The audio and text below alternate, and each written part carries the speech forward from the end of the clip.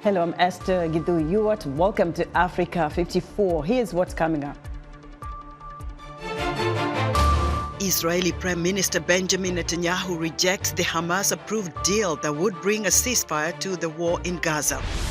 Zambian officials warn of stern action against those found guilty of corrupt practices within the government agencies. And in our technology report, concerns are being raised about the potential risks of artificial intelligence, but others feel it may transform jobs. All this and much more coming up on today's Africa 54.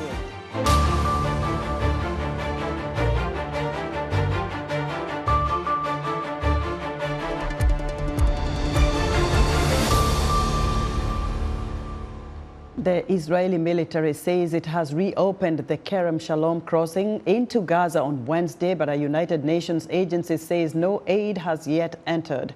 The key terminal for the entry of humanitarian aid was closed over the weekend after a Hamas rocket attack killed 4 Israeli soldiers nearby. But Gaza's vital Rafah crossing remains closed Wednesday. Lines of aid trucks filled the road leading to the Egyptian side of Rafah's border crossing for a second day on Wednesday after Israel took control of the Palestinian side of the crossing Tuesday, leading to its closure. A statement from the Israeli agency in charge says aid trucks routed through from Egypt are undergoing security inspections at the crossing. The United Nations had warned the closure of both the Rafah and Kerem Shalom crossings had choked off the 2 main arteries for getting aid into Gaza. The U.S. is expressing optimism that a ceasefire agreement in Gaza is within reach, a day after Prime Minister Benjamin Netanyahu rejected a proposed deal that Hamas says it had accepted. White House Bureau Chief Patsy Widakuswara has more. Palestinians mourn over loved ones killed in Israeli airstrikes on Rafah Tuesday, while thousands continue to flee following a limited Israeli ground operation overnight in the eastern part of Gaza's most southern city. This operation will continue until we eliminate Hamas in the Rafah area and in the entire Strips area, or until the return of the first hostage. Israel's operation in Rafah is intended to pressure Hamas. The militant group agreed to a ceasefire proposal on Monday, but Israel said the plan did not meet its demands to eliminate Hamas from post-war Gaza. Because Israel's war objective was to make sure that Hamas doesn't control any Gaza anymore. The meaning is that Israel is going to basically to lose the war in that sense. As Palestinians seek safety, negotiations between Israel and Hamas continue through intermediaries in Cairo. White House National Security spokesperson John Kirby on Tuesday expressed optimism. A close assessment of the two sides' positions suggests that they should be able to close the remaining gaps. And we're going to do everything we can to support that process and achieve that outcome. Not many analysts share that optimism.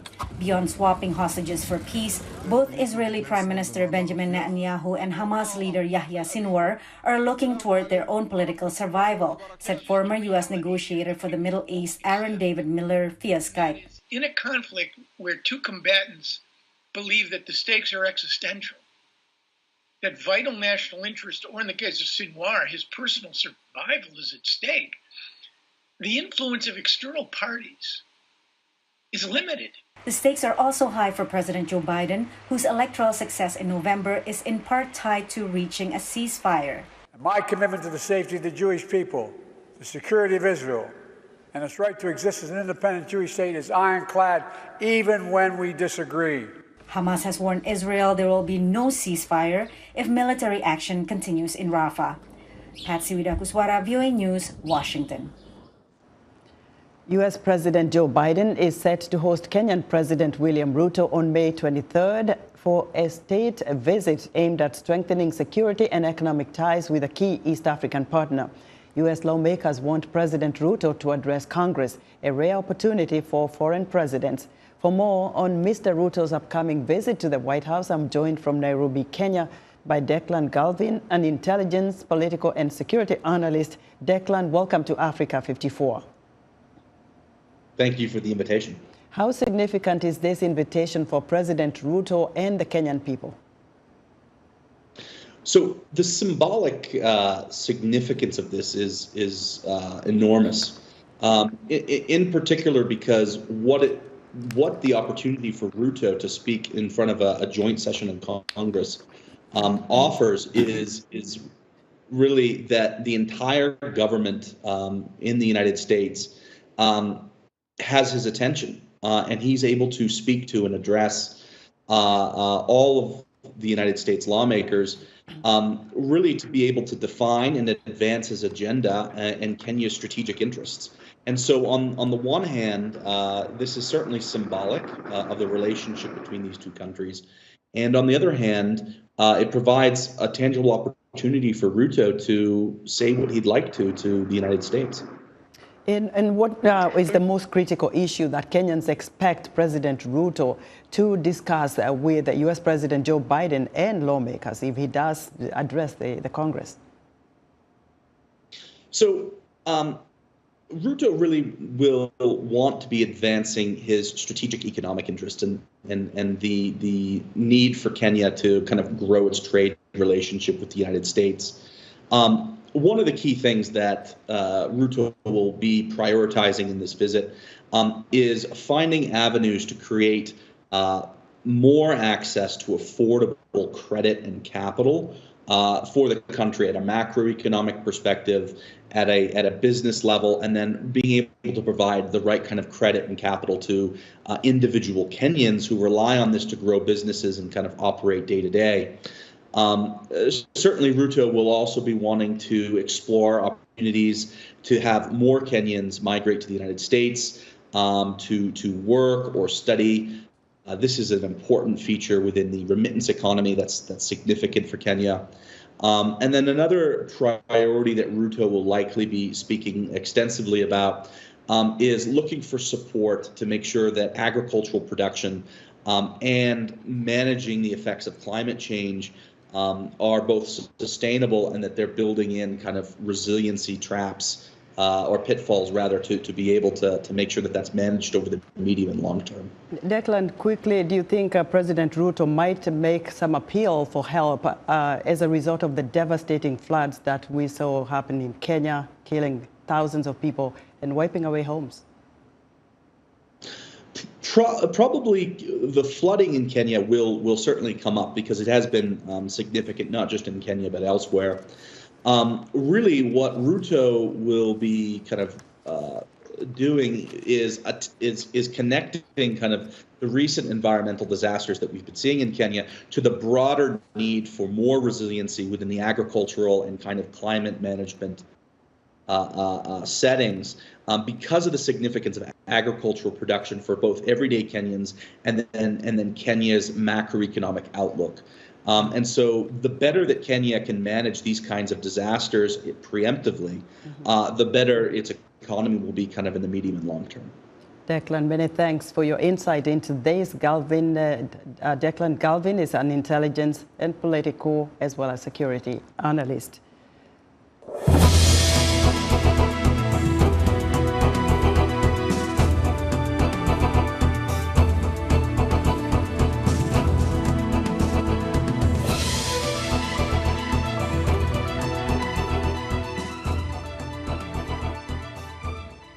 Zambian officials say corruption is rife within many of its government agencies. Zambia's health sector is no exception, as authorities warn of stern action against those found guilty of any illegal practices. Kathy Short reports from Lusaka. By the measures we've instituted. This is Zambia's President Hakainde Hichilema pledging to put an end to a practice that plagues his government's institutions. Hichilema was elected in 2021 at a time when international financial institutions reported that corruption became particularly entrenched and institutionalized in the country. Charity Musamba is a lecturer at the University of Zambia. She says she experienced the situation aptly described by the president. On March 10, she was waiting for a full blood count examination at a Lusaka health facility, along with her sister who was caring for her, when a medical staffer allegedly attempted to solicit a bribe from her sister, Albert Sato. Look at the queue of people waiting to be examined. and there's only one machine. And in some cases, it even develops problems as it's being utilized. So if you want your sister to be examined, I can quickly push her name up the list. But that's on condition that you also help me. But this is not an isolated case. Zambia's Anti-Corruption Commission, or ACC, a government agency formed in 1980 with a mandate to coordinate the fight against corruption, says it has received more than 100 cases of corruption in the health sector for the past year alone, including instances of bribery to access health services as well as obtain prescription drugs. We have noticed corruption manifesting itself with regard to willful failure to follow procedures, the Zambia public procurement guidelines and laws not being followed. There's been a lot of abrogation of the laws to facilitate unauthorized suppliers to get contracts. And with that happening, we've also noticed possibilities of procurement officers demanding for gratification from suppliers, and also, of course, abuse of authority of office by those officers who are directly linked to the procurement processes.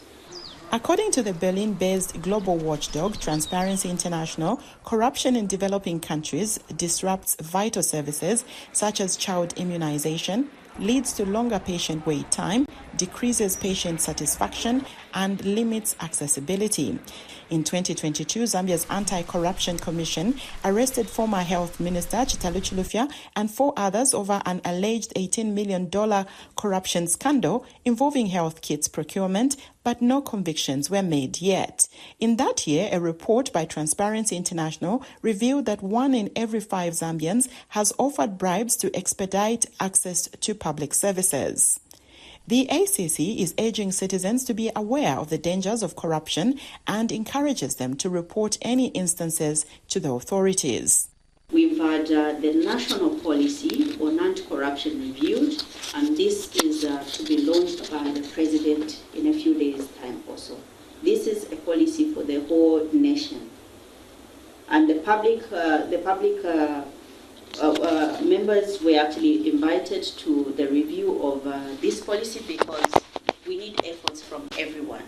The new anti-bribery and corruption policy is aimed at promoting a culture of ethics and values that help prevent, detect, investigate, and also reduce the risks of corruption. The new policy also makes it illegal for any person to pay money or anything of value in order to retain and obtain business. Kathy Short, VOA News, Lusaka, Zambia.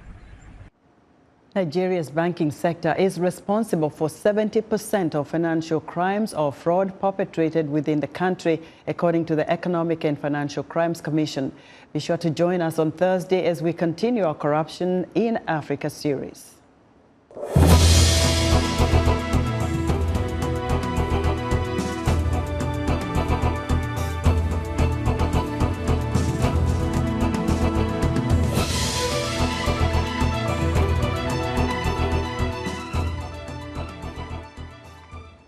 South Africa is gearing up for its general elections on May 29th, which are projected to be the most competitive since the first democratic elections in 1994. VOA's Paul Ndiho spoke to Rike Mukonza, a political analyst and professor at Tshwane University of Technology in South Africa, about the vote. Elections are taking place on the 29th of May, and various political players and political institutions are canvassing for votes. It's largely peaceful, with a few, squabbles that you see. For example, the one between Umkhonto weSizwe and the African National Congress. You would also see squabbles between the African National Congress and the Democratic Alliance, and also the Economic Freedom Fighters, but nothing really to say could render the elections, violent, or to render the elections to be, unfree or unfair. I think generally the environment is likely peaceful. When I've talked to a lot of people out there, they seem to suggest that this could be the first time in nearly 30 years ANC loses its majority. They cite polls, they cite the unemployment factor, they cite the rampant road sheddings.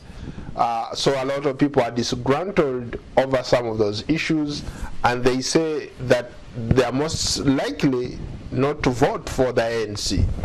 Your thoughts? You have South Africa being labeled by the World Bank as the most unequal society in the world. And that also has led to quite high poverty levels and poor service delivery amongst government departments. The signs are there that the ANC could for the first time go below the 50% mark that would allow it to form a government on its own at the national sphere of government. We know that at provincial level, the African National Congress has already lost the Western Cape, so it's also expected to lose that one. But it's equally likely to lose Gauteng. There are signs that in Gauteng the ANC could, poll less than 50%.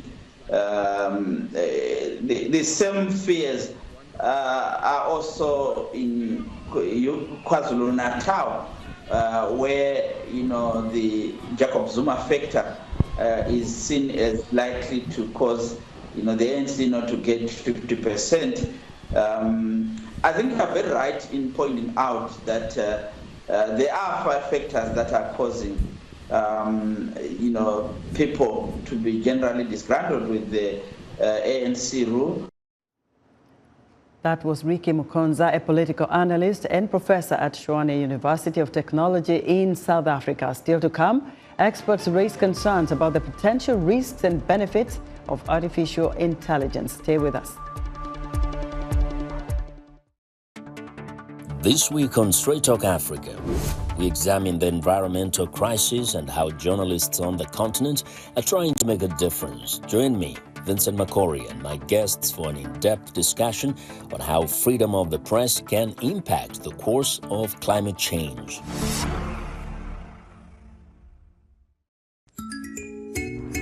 Actor Denzel Washington once said, "A mother is a son's first true love. A son is a mother's last true love." Most mothers and sons would agree. This week on Our Voices, we explore that unique bond, what it means to mother and son, and how a mother's love could help her son bring out the best of him. Join the conversation each week right here on Our Voices.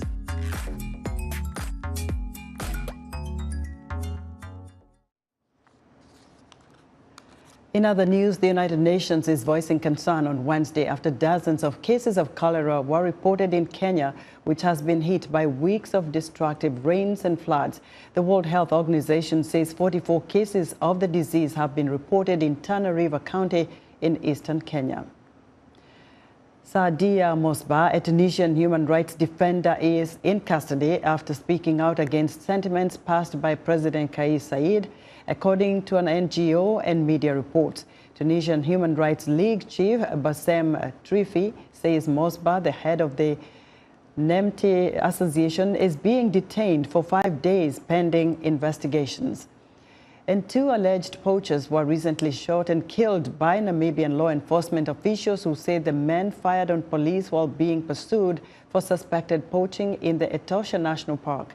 Namibian police say the poachers were pursued for more than 60 kilometers before the firefight that led to their deaths. It's time for a technology report, and joining us now is Paul Ndiho. Hello, Paul. Hello, Esther. While some experts are raising concerns about the potential risks of artificial intelligence, others believe it can transform many jobs. I spoke to Dr. Atifa Farid Muhammad, the Global Head of Generative AI and Chief Data Officer at Global Technology Solutions, about AI. Artificial intelligence is technically machines trying to speak back with us, because machine is one party, I'm the second party, and if I'm speaking with the machine, then machine has to get back to me with some answers. I, on the other hand, have a humongous database here of all the actions I've taken, all the books I have read, all the schooling I have done, all the people I met. So there are a sequence of thought process I already have, but machine needs to learn to give me an answer in a way that I understand. So that is artificial intelligence in the go when we are speaking with the machine, or machine is speaking with another machine. And the more the data is, the more vitality, more life comes to the answer or to the understanding of this device. That is artificial intelligence. What are the major key differences between artificial intelligence and generative artificial intelligence? Okay, that's a very, very good question and very timely question, Paul. So artificial intelligence, as I just explained, is between machine and the data. Generative artificial intelligence is to generate on top of that data some output. So let me give you an example. If there are train, bogies or trucks, and there is no engine, but at the railway station, all those trains are full with the passengers, that means we have data. What do we need to actually take those all passengers from point A to point B? We need an engine. So generative AI, large language model, small language model, like ChatGPT, like Anthropic, like Llama, like all the Megatron and all that jazz, these are all engines. They take the data and they change the state of data and send us this information back to us in a human consumable way. So that's our understanding that expands on top of that generated content. That is called generative artificial intelligence. You talked about, for example, ChatGPT and other models that are out there. How can people use this effectively to do whatever it is they want to do? So it is exactly the same way as you and me go to a customer service representative in person.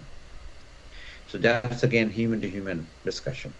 I go and ask, I would like to get a new driver's license, or I would like to get a new car plate. And then the person asks us back questions that, okay, when this you bought it, is it new or is it a renewal? And then all those probing and clarifying that we use in our good old market research allows us to communicate what we want and allows the customer service representative to revert back with the appropriate actions, and we have to sign and pay the bill and walk away with our new plate or new driver's license. ChatGPT takes our questions in that way. There are times when these large language models asks us back, can you clarify? Can you tell me more about this? To what extent do you think artificial intelligence should be regulated? Regulation is possible. When we are crossing a school zone, we slow down. If a school bus has a stop sign raised, we must stop because the children are crossing the road. That is the regulation. That's the application of the law. If we break it, then we are putting someone's life in danger. That's a real life. So if and when the development would go to the next state of generative artificial intelligence, we need to establish some guardrails, some regulations, some ethical guidelines, like National Institute of Science and Technology in the USA, NIST, is looking into that for quite a while, and being part of the NIST Associated Center of Excellence in Washington, D.C., and at Global Technology Solutions. We always try to have guardrails applied in our foundational models, which are the mother of large language models. So that Dr. Atif Muhammad is the Global Head of Generative AI and Chief Data Officer of Global Technology Solutions. That's today's Tech Report. Back to you, Esther. Thanks, Paul. Be sure to join Paul Ndiho each Wednesday for his Tech Report on Africa 54. The Sahara Conference of Season 4 of the Basketball African League continued on Tuesday with 2 games in Dakar. The first included Nigeria's Rivers Hoopers dominating Tunisia's US Monastir 84-63. Doucouré charges through. That is brilliant play. The talent scouting from Tumo has been amazing, and the academy has showcased a lot of really great young players. Amayo sees it. It's a big down throw. Amayo spots it, sees it, slams it. Even if it looked like a heat check, in, posted time. And he just puts it up off the glass skillfully. Use of words. Oh, nicely done. Dropped over the top there. And important points there. Crawford up to 12. 6-5, 4. Long-range shot going into wire. Doesn't happen off the ring. And that's it. What a performance from the Rivers Hoopers. They celebrate, they jump with joy, they can dance. Rwanda's Army Patriotic Rwandese won the second game Tuesday, defeating Asduane 66-61.